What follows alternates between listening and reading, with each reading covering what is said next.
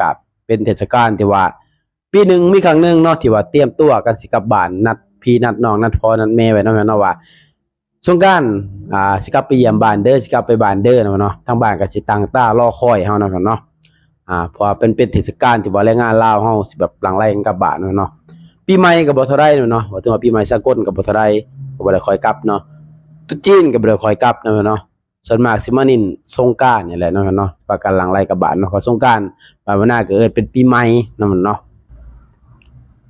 สวัสดีครับท่านผู้เบิ่งทั้งหลายตอนนี้อยู่กับช่องหน้าเก่าก็เดิมเนาะเพิ่มเติมในเรื่องที่มีสาระและก็บ่มีสาระมาเล่าสู่พ่อแม่พี่น้องเบิดสุขุทุกคนได้รับฟังเส้นเก่าสิ่งเคยเองเนาะช่วงนี้ก็ใกล้สิฮอดเทศกาลสงกรานต์เนาะหลายๆคนแล้วก็คือสิเตรียมตัวเตรียมใจกลับบ้านเนาะโดยเฉพาะเป็นแรงงานลาวคือพวกเฮาเนาะกับเป็นเทศกาลที่ว่าปีหนึ่งมีครั้งหนึ่งเนาะที่ว่าเตรียมตัวกันสิกลับบ้านนัดพี่นัดน้องนัดพ่อนัดแม่ไว้เนาะว่าสงกรานต์สิกลับไปเยี่ยมบ้านเด้อสิกลับไปบ้านเด้อเนาะทางบ้านก็สิตั้งตารอคอยเฮาเนาะเพราะเป็นเทศกาลที่ว่าแรงงานลาวเฮาสิแบบหลั่งไหลกันกลับบ้านเนาะปีใหม่ก็บ่เท่าใดเนาะว่าถึงว่าปีใหม่สากลก็บ่เท่าใดก็บ่ได้ค่อยกลับเนาะตรุษจีนก็บ่ได้ค่อยกลับเนาะส่วนมากสิมานินสงกรานต์นี่แหละเนาะประกันหลังไหลกลับบ้านเนาะเพราะสงกรานต์บ้านนาก็เป็นปีใหม่เนาะหลายคนก็สิพากันมีแผนกลับบ้านในช่วงนี้เนาะ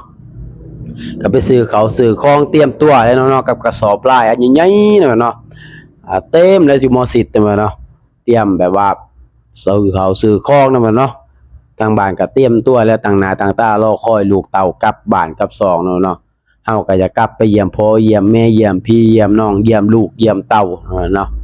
พอถึงวันเทศกาลสงกรานต์เนาะมันน่าคิดฮอดแต่สมัยบ่น่ายังน้อยๆเนาะย้อนไปประมาณ20กว่าปีที่แล้วเนาะบ้านบ่น่าแบบบ่ทันได้มีแบบโทรศัพท์สื่อสารกันแบบคือทุกมื้อนี้เนาะเวลาสิโทรที่ก็ต้องเข้าไปในเมืองนะพี่น้องเนาะส่วนหลายก็ถ้าญาติพี่น้องแบบอยู่กรุงเทพนะพี่น้องเพิ่นสิโทรกลับบ้านเพิ่นสิแบบส่งข่าวหยังกลับบ้านนี่นะส่วนหลายเขาก็สิฝากคนที่แบบว่ามาเฮ็ดงานกรุงเทพนำกันเนี่ยนะพี่น้องเขียนหนังสือเนาะเขียนหนังสือฝากไปแล้วก็เพื่อว่าเอาไปให้พ่อให้แม่นี่เด้ออยู่บ้านเด้อพ่อแม่ได้เห็นหนังสือแล้วก็อ่านให้กันฟังแล้วก็น้ำตาไหลอะไรแบบนั้นเลยจริงๆเนาะสมัยก่อนเนาะบ่น่าจำได้ว่าเอื้อยบ่น่าอยู่กรุงเทพเนาะเวลามีคนกลับบ้านก็สิพากแบบพากเงินใส่ซองแล้วก็ใส่มีเขียนจดหมายว่าพ่อเอ้ยแม่เอ้ยลูกคิดฮอดเด้อตอนนี้ลูกสบายดีอยู่อหยังประมาณนี้นะพี่น้อง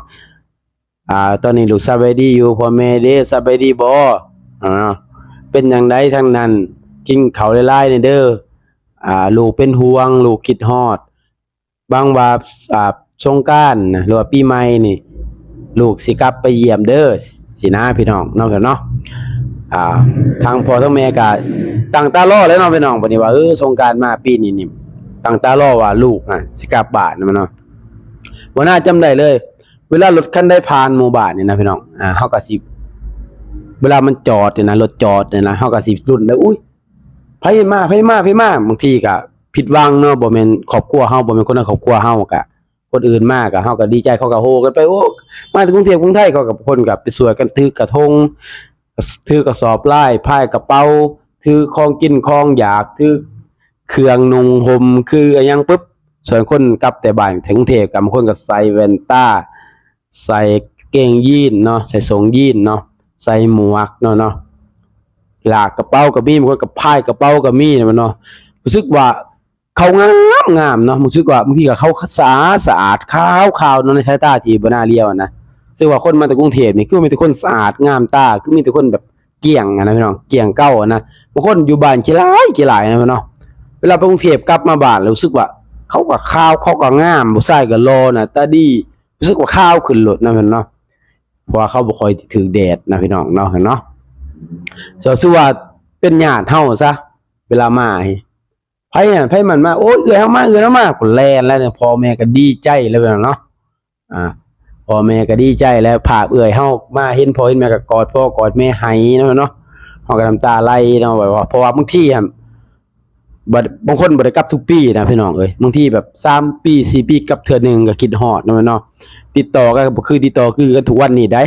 ทุกวันนี้ก็เปิดกล้องโทรศัพท์ เลี้ยวคอเห็นหน้ากันโลดเนาะสมัยก่อนนี่สิมาโทรที่ก็มาโทรอยู่ในเมืองเนาะเฮาต้องไปในเมืองเพื่อว่าโทรศัพท์หาเอื้อยเฮาหาพี่หาน้องเฮานะพี่น้อง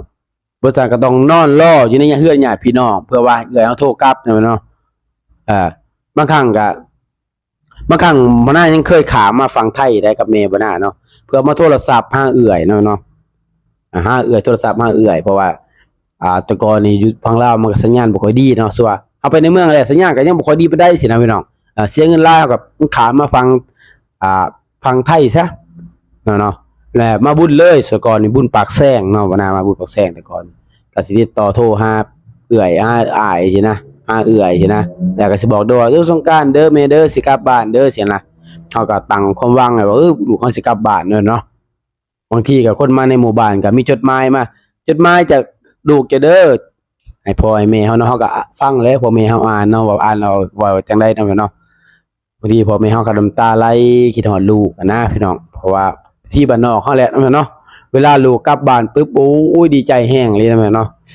ลูกก็สิซื้อเสื้อผ้างามๆสุดงามๆเนาะของที่เฮาบ่เคยเฮ็ดนั่นน่ะพี่น้องเฮาก็ดีใจแล้วเฮาก็ตั้งตารอเฮาผู้เป็นน้องเป็นลูกนะพี่น้องตั้งใจรออุ๊ยสิได้ได้ของฝากให้น้องก็ลุ้นเด้ได้เสื้องามตัวนึงเฮาก็ดีใจแฮงเนาะสำหรับคนบ้านนอกคือเฮาเนาะสมัยอยู่บ้านเนาะเฮาก็ดีใจแฮงนะเอื้อยก็มาแล้วเทกระเป๋ามากระสอบลายนะพี่น้องสอบลายแล้วมาแล้วก็มาตัวนี้ของโตเด้อตัวนี้ของโตเด้อเฮาก็ดีใจได้เสื้อผ้างามได้ใส่ได้เพิ่นเนาะครอบครัวเฮารู้สึกว่าอบอุ่นเวลาพี่น้องกลับบ้านกันเนาะได้กินข้าวพร้อมหน้าพร้อมตากันเนาะได้นั่งพาข้าวใหญ่ๆเลยนะเนาะพ่อแม่เอื้อยอ้ายน้องนุ่งนั่งเว้าสนทนากันเฮาก็สิสงสัยเฮาก็สิถามแล้วว่ากรุงเทพมีแบบคือในหนังบ่มีตึกสูงๆบ่นะมีแท็กซี่บ่มีแท็กซี่บ่สินะมีแบบไข่ย่าง5ดาวบ่ก็ถามแบบแซ่บบ่ไก่ย่าง5ดาวสินะแต่อยู่กรุงเทพสิมีแบบขายแบบของแบบคือบ้านเฮาบ่สิเฮาก็ถามนั่นเนาะกรุงเทพมีแบบตึกสูงๆมีหลายชั้นหลายห้องบ่สินะเฮาก็สิอยากรู้เนาะกรุงเทพเป็นจังได๋ทะเลเป็นจังได๋เฮาก็สิอยากรู้เนาะเฮาก็สิถามเฮาก็สิว่าเป็นจังซั่นจังซี่เล่าให้เฮาฟังนะเฮาก็สนใจเฮาก็ถามว่าคือในหนังบ่ในหนังเคยเห็นบ่คนดาราคนนั้นดาราคนนั้นก็สิถามโดยที่เฮาบ่ฮู้แหละเฮาก็ถามไปซั่นเฮาคิดว่าถ้าคนมาอยู่กรุงเทพนี่ต้องเห็นทุกอย่างในความคิดของเฮานะแต่ความเป็นจริงแล้วเฮามาอยู่กรุงเทพปุ๊บเฮาก็อยู่แต่ในเซฟโซนเฮาก็เฮ็ดงานเหตุการณ์เฮาบ่ได้ค่อยเอาไปใส่นะพี่น้องแต่ความรู้สึกเฮาตอนนั้นตอนเฮาอยู่บ้านนะว่าถ้าเฮาอยู่กรุงเทพเฮาต้องฮู้ทุกอย่างเนาะที่จริงแล้วก็บ่ทุกอย่างถ้าเฮาอยากฮู้เนาะตอนนั้นเฮาเป็นเด็กน้อยเนาะก็รู้สึกว่ามีความสุขเนาะในเทศกาลสงกรานต์เนาะมันก็มีความสุขแบบเป็นความสุขเล็กๆน้อยๆเนาะในการใช้ชีวิตของคนบ้านนอกคือพวกเฮาอะไรเนาะจนกระทั่งวันหนึ่งที่เฮามาเฮ็ดงานอยู่กรุงเทพเนาะเฮาก็คิดว่ามีโอกาสเฮาก็จะกลับไปเยี่ยมพ่อเยี่ยมแม่เนาะเพราะว่ามันก็สิเป็นนี่แหละพี่น้องเป็นเกินว่าเป็นวิถีชีวิตหรือว่าเป็นเกินว่าเป็นน่าคิดว่าเป็นวัฏจักรชีวิตนะพี่น้องสมมุติว่าพอเฮาไปอยู่บ้านเนาะเฮามีลูกใช่หรือว่าลูกก็ไปเฮ็ดงานอยู่ใกล้ๆสินะสงกรานต์เฮาก็ต้องการอยากให้ลูกเฮากลับมาบ้านเนาะมาเห็นแบบว่ากินข้าวกินน้ำรวมกันสินะพี่น้องมันก็มีความสุขเด้อพี่น้องเอ้ยเพราะว่าในมื้อสงกรานต์นี่นะพี่น้องอยู่ทุกทีเลยนะพี่น้องสิกลับมาบ้านเบิดเลยแหละพี่น้องแต่กลับมาเฮ็ดกับข้าวกับน้ำกินกันแล้วก็เว้ากันแต่มันยังนอกยังน้อยแล้วก็เว้ากันมีความสุขเต็มที่เลยเนาะจนแบบว่าจนรู้สึกว่าแบบจะกลับย้อนอดีตไปแต่ตอนนั้นเนาะแต่มันก็เป็นไปบ่ได้เนาะเพราะว่าทุกสิ่งทุกอย่างเนาะมันก็สิมีความสุขมีความทุกข์ไปแล้วแต่ชีวิตเฮาดำเนินต่อไปเนาะมีแต่ว่าเฮาต้องทำวันนี้ให้ดีที่สุดแล้วก็อนาคตเฮาก็บ่ฮู้ว่าเป็นจังได๋เนาะต่อไปเฮาบ่ฮู้ว่าอนาคตมันสิเป็นจังได๋เนาะมันก็มีแต่ว่ามื้อนี้แล้วก็มื้ออื่นเนาะมื้อที่ผ่านมาเฮาบ่คิดแล้วกันเพราะมันผ่านมาแล้วนะพี่น้องเนาะครับมาเล่ากันฟังซื่อๆนะเนาะว่าช่วงสงกรานต์นี่หลายๆคนก็สิพากันหลั่งไหลกลับบ้านเนาะมาเล่ากันฟังเนาะว่าบ้านเพื่อนๆเด้เนาะบ้านพี่ๆ FC เด้คนไทยเด้ว่าเป็นคือกันบ่แบบแถวภาคอีสานเฮานี่นะแถวแบบว่าต่างจังหวัดอีกนะเป็นคล้ายๆกับบ้านบ่นาบ่เนาะก็มาขอจ้าคอมเมนต์คุยกันได้เนาะก็สำหรับคลิปนี้นะถ้าใครเข้ามาเบิ่งแล้วก็อย่าลืมกด Subscribe กดติดตามเพื่อเป็นกำลังใจช่องหน้าๆเนาะช่วงนี้ก็บ่ได้คอยมาลงคลิปพอเท่าใดเด้อพี่น้องเด้อก็อย่าเผาเบื่อเผานายกันเด้อพี่น้องเด้อเพราะว่าบ่น่าก็มีธุระหลายๆอย่างเนาะเพื่อว่า อยากเฮ็ดการเฮ็ดงานแหน่เนาะก็บ่ค่อยได้มีเวลาแล้วก็อีกอย่างหนึงก็จักสิเว้าเรื่องหยังให้ทุกคนฟังเนาะแล้วก็อยากให้เว้าเรื่องหยังก็คอมเมนต์มาเว้าจาพูดคุยกันได้เนาะสำหรับคลิปนี้เนาะเอาไว้นะขอกล่าวคำว่าสบายดีสวัสดีครับ